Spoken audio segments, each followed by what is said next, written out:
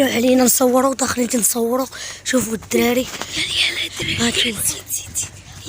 ها انتوما غاديين. سيروا سيروا سيروا سيروا سيروا من هذه المنبر. ها انتوما الدراري، راه حنا غاديين دابا. راه شادينا ممنوع علينا نصوروا.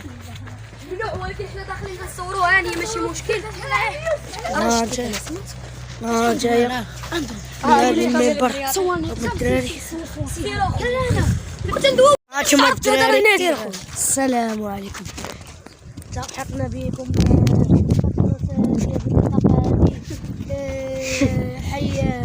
حي دوار دم، حي ابي قرا. كنا غادي ديك المره وليت من هنايا عادي، اجواء اضافيه غادي للبحر ندورو نلعبو.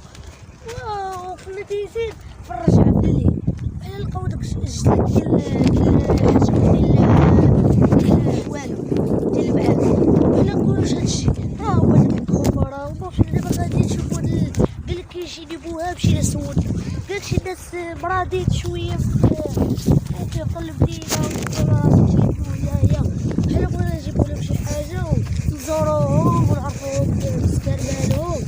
حنا غادي دابا ان شاء الله نحتار من هاد المنبر هذا غادي نشوفو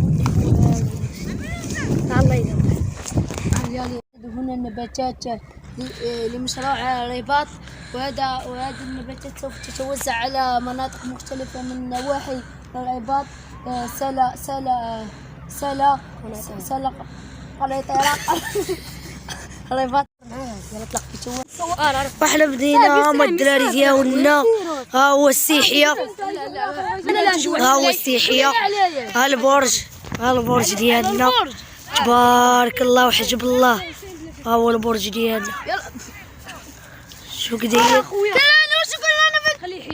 هانتوما الدراري، الناس خدامين التراث. عم يوسف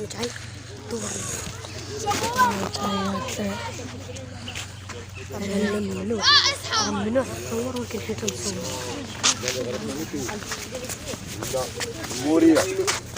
الرومانية، الطرا الرومانية.